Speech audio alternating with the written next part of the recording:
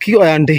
पता नहीं दवाई बनती बनती कुछ हो गया कि दवाई बनती नु की है? दवाई बनती बनती कोई कदी मुकद्दस है? मरचा नु उठ की होया खैर? उठ की होया? दवाई पाई उस तो बाद दिल में कुछ होने लगी। आंटी ने उठाया जी। बिस्मिल्लाहिर्रहमानिर्रहीम। अस्सलाम वालेकुम। उम्मीद करदी मेरे भैन भरा ठीक होणगे। अल्हम्दुलिल्लाह असीं भी ठीक। अल्लाह पाक तुहानूं खुश रखे, वाद रखे। ते अज्ज दा व्लॉग करदे शुरू। चाचू ने ना पहले ही दवाइयां ਜਿਹੜੀਆਂ ਨੇ ਮਿਕਸ ਕਰ ਲਈਆਂ ਸੀਗੀਆਂ ਤੇ ਹੁਣ ਮੈਂ ਬੋਤਲਾਂ 'ਚ ਭਰ ਰਹੀ।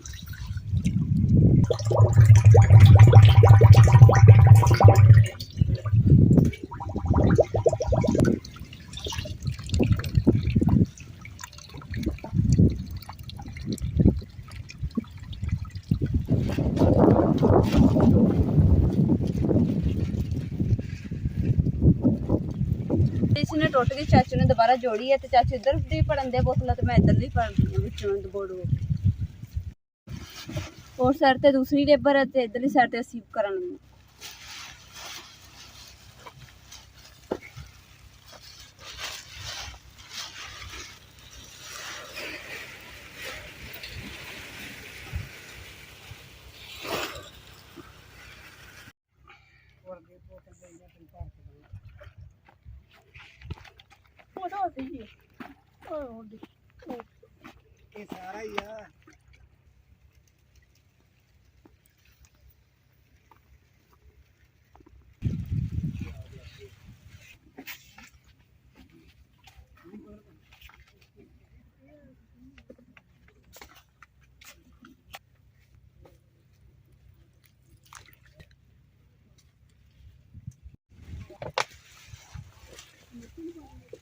आए जड़ियां मोरी ये ते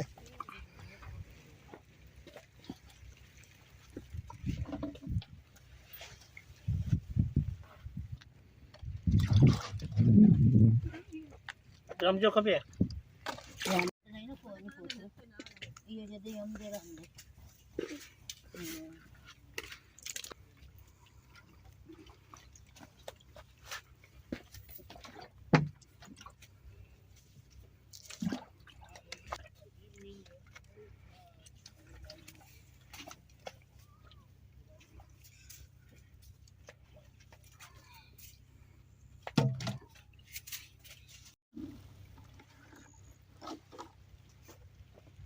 ਇਹਦਾ ਜਿਹੜਾ ਪਾਣੀ ਹੈ ਨਾ ਛਾਪਰ ਦੇ ਉੱਪਰ ਜਿਹੜਾ ਹੁੰਦਾ ਉਹ ਸਾਰਾ ਰੇੜ ਕੇ ਇੱਥੇ ਇਕੱਠਾ ਹੋ ਜਾਂਦਾ ਵਾ ਤੇ ਇਸ ਲਈ ਇਸਤੇਮਾਲ ਹੋ ਜਾਂਦਾ। ਹੁਣ ਨਾ ਮੈਂ ਇਸ ਪਾਣੀ ਨਾਲ ਹੱਥ ਧੋ ਲੈਂਦੀ ਹਾਂ। ਦੇਖਣ ਨੂੰ ਲੱਗ ਰਿਹਾ ਕਿ ਗੰਦਾ ਵਾ, ਪਰ ਗੰਦਾ ਨਹੀਂ ਹੈ, ਸਾਫ਼ ਹੈ।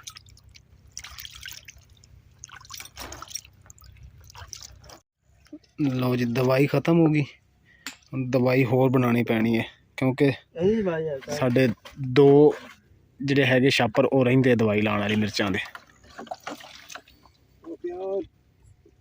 ਬਣਾ ਲਿਓ ਇੱਕ ਪੈਕਟ ਫਾਰਮੂਲਾ ਪਾ ਲਓ ਤੇ ਉਹ ਲੀਟਰ ਸੀਗਾ ਆਹ ਦੂਆ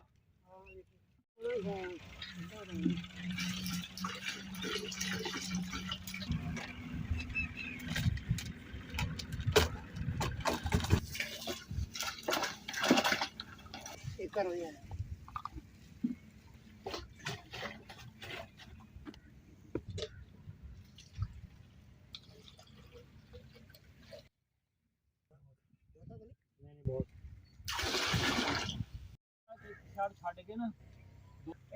बेगम पता नहीं किधर चली गई, पाके बनाने हैं इनु इधर भी नहीं आएगी।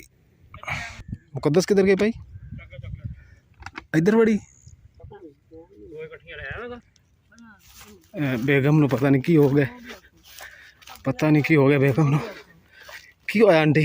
पता नहीं दवाई बनती बनती कुछ हो गया कि दवाई बनती नु की है? दवाई बनती बनती कोई कदी मुकद्दस है? मरचा नु उठ की होया खैर? उठ की होया? दवाई पाई उस तो बाद दिल में कुछ होने लगी। आंटी ने उठाया जी, हाथ मैनू फड़ाया। बेगम की अचानक तबीयत जी खराब हो गई, दवाई पाते पाते दिल घबरान लग गया। तो फिर मैं जरा इनू आ देखो रुमाल पा के ना, रुमाल इनू इनू बन लिया, काबू होके बही है। मैं हूँ किक मार के ले जाना, काबू होने किते गिरना नहीं हैगा।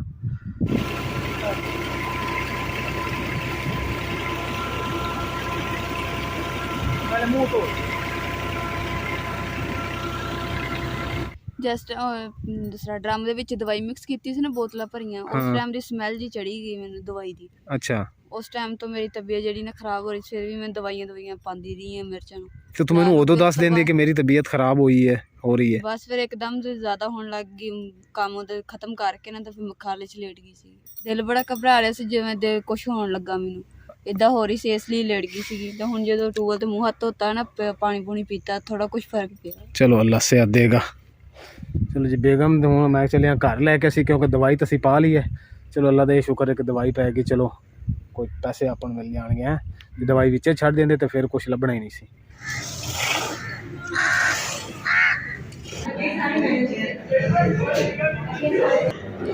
बेगम ਨੂੰ मैं अस्पताल लेके आया ताकि चेक करवा ला, कुछ ज़्यादा मसला ना बन जाए, इस वास्ते हॉस्पिटल लेके आया।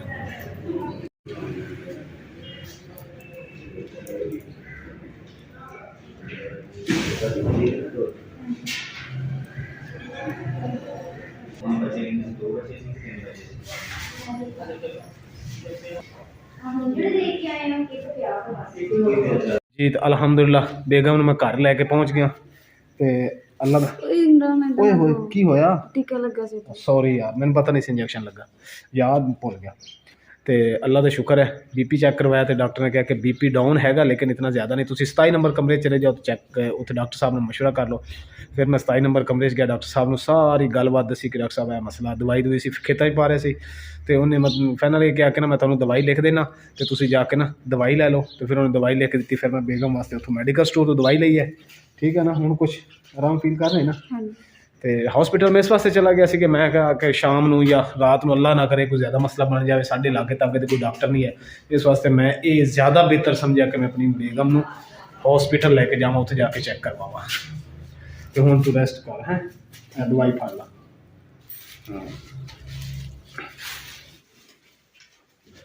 बेगम साहब तू फिर रेस्ट कर है, क्योंकि सालन तेन पता अज बनाना सी, क्योंकि सुबह आप क्या कि अज सालन बनावांगे हैं। तो वो तो हुण तेरी तबीयत खराब हो गई, सालन बनना फिर मैं बना लवां है।